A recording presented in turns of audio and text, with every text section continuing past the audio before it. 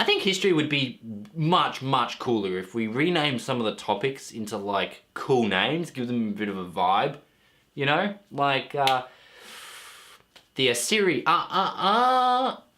Empire, or the Painful Inquisition, or Rome, Io and Julius Caesar.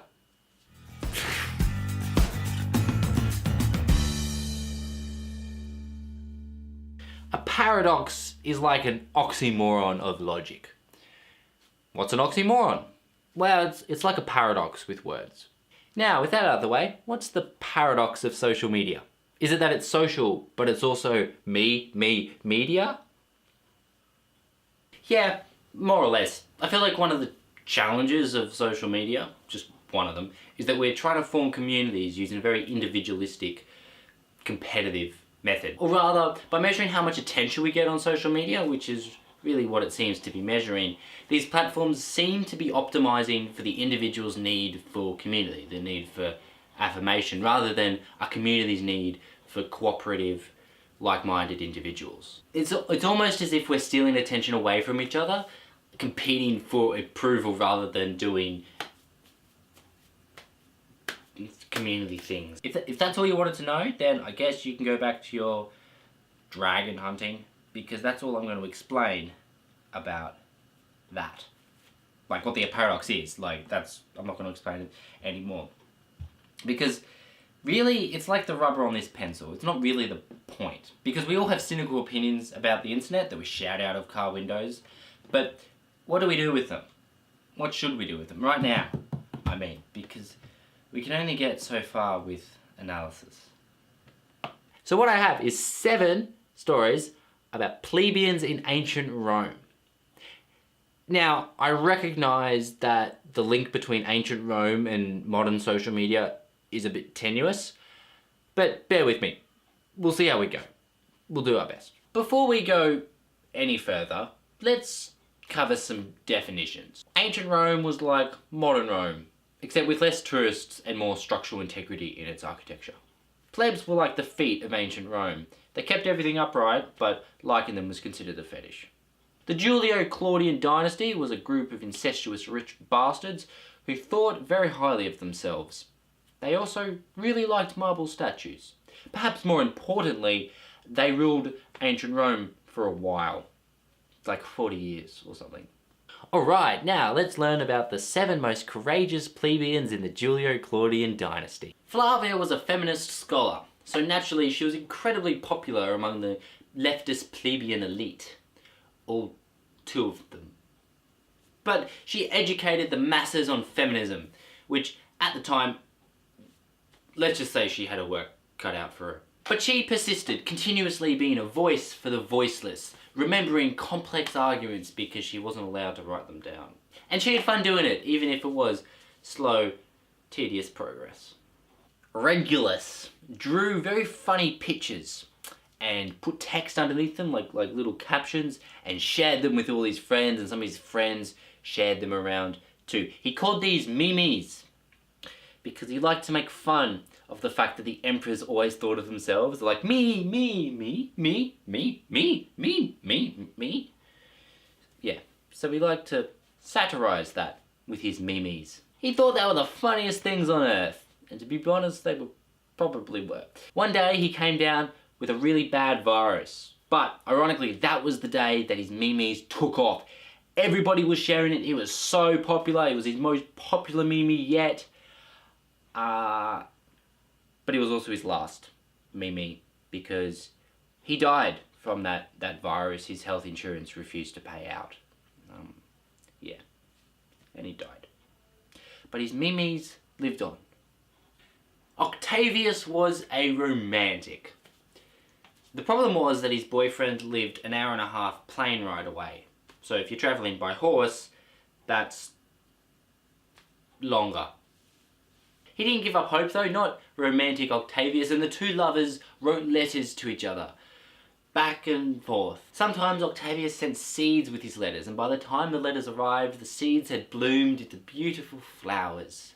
They could only see each other one night every year, Christmas Eve, when Octavius was able to catch a ride with Santa's sleigh. But he was happy, and he felt there was no reason to complain. Horatia was a young girl who stole stories from the imperial families from the elite classes and told them to her fellow plebs. Sometimes these stories were fun, like 36 moments from these gladiatorial games that are way more important than work right now. Or take this quiz to learn what Caligula would call you if he saw you eating his grapes. Other times they were much more important stories, like Caligula still won't apologise for his admitted sexual misconduct with over 50 women, but he's turned the palace into a brothel. Or these are the safest places to be during the Roman legion uprising. And occasionally she would tell stories that were just odd, but were representative of deep societal rifts, like Caligula just made his horse a priest. But above all, she was able to bring enjoyment, information, and procrastination to her fellow plebeians. And she enjoyed that. She really did. She loved it. She was having a ball. It was top stuff. Bruce, the IT guy. Now, right off the bat, we've got a problem. Bruce isn't a Roman name. His full name is actually Brutus, but because he's a swaggity millennial, Bruce decided to abbreviate it a bit and basically butcher it. That's what millennials do to their names these days, apparently. The Romans didn't call him a millennial. A millennium hadn't existed yet. Rather, they were in the centuries. They were in the centuries time, so they called him a centurion. He was a Roman centurion. Bruce didn't get much work. He wasn't technically needed for the functioning of Roman society, but he didn't mind. He liked what he did. Some of his friends and family liked what he did. Some others liked that he liked what he did. He was happy, they were happy, he was happy, so he kept doing it. Cornelia liked things starting with L, like elephants and learning and lobotomies. But mainly learning. She loved learning like a lyrebird likes to listen.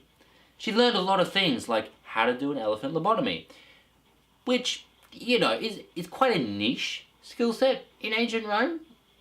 So she didn't ever need to use it. But that didn't matter. She liked learning about it. She liked knowing that she could, if required, perform a lobotomy on an elephant. She just found great pleasure in learning. She learned how to throw a spear and how not to throw a spear at a brother, and basket weaving and cattle herding and flower arranging and look, it didn't really matter what she was learning. She just loved learning. She really did. She liked learning. She liked that she could learn. She just liked learning. Okay? She liked it. Drusus was a real charmer. He was the first plebeian to have lunch with the Emperor Claudius, which was incredibly brave of him. Drusus, and probably the Emperor too. They were both very brave, but we're focusing on the brave plebeians. Drusus often had conversations with the higher classes. Sometimes he would just shout at them, talk to them, and occasionally those high up would say, "I liked that comment that you made," and Drusus would be very, very happy, and like tell all his friends, and he'd make a big thing out of it, and they might have a little party, and he'd like scroll it on the walls, like. He found pleasure in the simple things. He didn't annoy anyone in the upper class. He was very sort of balanced with it, but he enjoyed the pleasure of interacting with the people he admired. And yeah, he was killed by a lion. That did happen. But Drusus died happy because he got to meet a famous cat. Okay, cool. So, what does 7 stories about young, weird, inspiring Roman people finding their individual values in a system trying to unify them have to do with any of this, with anything? What do we have to do to find like real community in a system that seems to only want us to compete against each other? Good question. Very good question. And I may not actually have an answer, or at least I may not have one answer.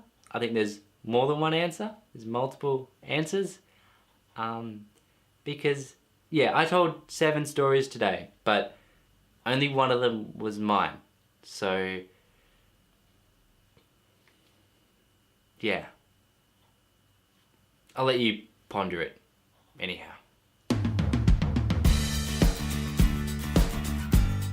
Horses. Some people reckon they're like fully rad, but I don't know, sort of semi-rad. I guess I'd go aardvark, rad, slug, not rad, horse, radish,